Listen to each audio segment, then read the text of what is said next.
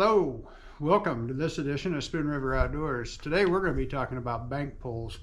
I'm going to show you how I make my bank poles out of PVC pipe, and my goal is to show you a good way to not deal with a wrapped up mess like this on the end of your PVC bank poles.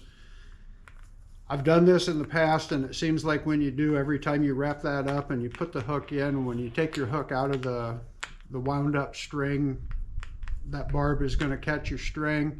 You're going to start putting a weak spot in it. You don't want to do that. What I want to show you today is how I string my poles and the length of string to prevent this mess. You'll want to start out with some good heavy nylon twine. Unfortunately, this is just a mason's line. It's not tarred. I went to 3 different local stores today and there's no tarred nylon twine to be found. I'm gonna get some coming. I'll restring this. My poles need restrung anyway, so I'll order some and we'll just get them all done now. But I can at least show you how to build one, and you'll know the idea, so that when you get your supplies you can do it too. Let me get this string tied on this pole, and then I'll be right back.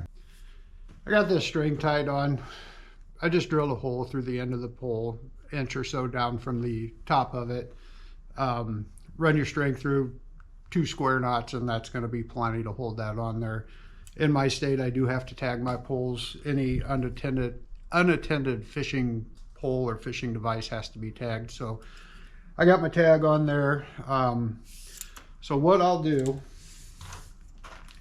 is run this string from one end to the other and leave myself about an extra foot of string, and then that's where we'll cut it. Now that I've got this string cut, it's a foot or so longer than what this pole is. So I'll go ahead and get my hook on there. Once I get the hook on, I'll take it on the bottom side of the pole, put the hook in the end of the pole, pull your string tight, flex your pole to get that out of there, and then I'll just tie that in a big loop.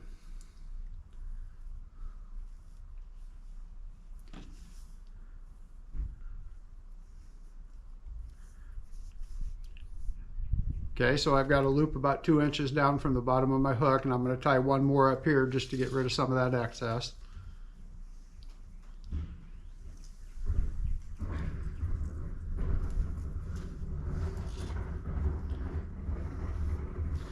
Okay, that is all I do to tie my hook on. I've not lost one yet doing this way.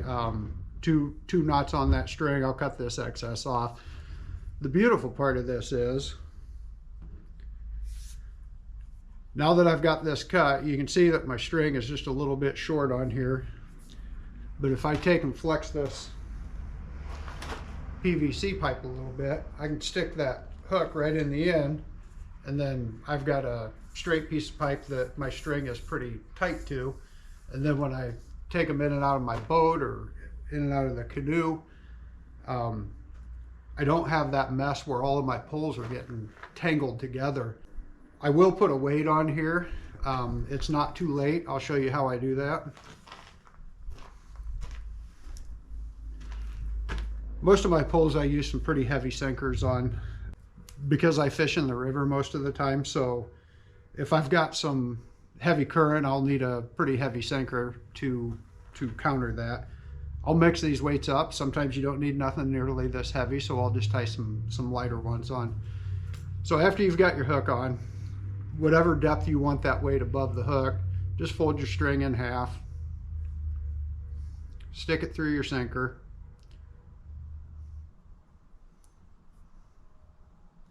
this is where that better tarred string comes in. Stick your hook through that hole, pull it tight. That weight's not going to go anywhere. Get your weight and your hook, everything set how I like it to be. Again, I'll cut this little drop string off.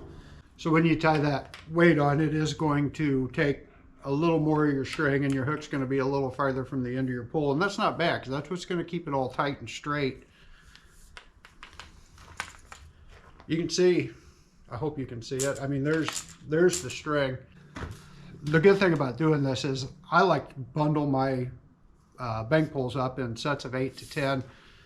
By the time you get those heavy sinkers on there, that's about all you want most of the time anyway. Just make multiple trips. But I just tie them together with some electrical wire, and I've got nice clean bundles.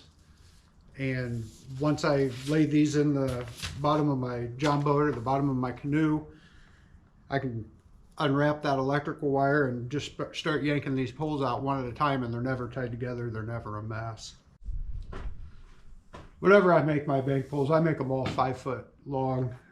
You can buy a 10-foot piece of PVC, cut it in half, get 2 poles out of it. I don't see the need for them to be any longer than that. I'm not saying there's not a good situation where a 8 or a 10 footer is not going to be good, but the cool thing about this 1/2-inch PVC is, I mean, you've got so much flex in it that even at 5 foot, it's going to have enough bend that it's not going to allow your fish to wiggle free and get that hook out of its mouth. One more thing I like to do when I'm making up my bank poles is, this is the bottom end where the hook is, so this will be the end that goes into the ground. On most of my poles, I'll drill 2 holes 6 inches apart, just bigger than a 16 penny nail. If you've got a log out in the river and you want to fish next to that log with your pole, you can get those holes drilled in there. Get your boat or your canoe up next to that log. Set the, you know, if that log's sitting here, you can set that pole right on top of that log, nail a 16 penny in here and a 16 penny in here, and you've got a good holder out in the middle of the water that you can fish for with your bank pole. It's kind of a neat little trick. Little bonus, gives you additional places you can place your poles if you'd like to. All right, that was our quick little video on how I make my bank poles. There's, like anything, 100 ways you can do it. None of them are wrong. This tends to work out for me, so I just wanted to share with you guys some of the things I do. For me, the weather's starting to turn around right now. Hunting and trapping are done, and I've got my focus on fishing right now. I appreciate you guys watching. Hope you took something good away from this, and it'll help you out in your ventures. Good luck. Thanks for watching.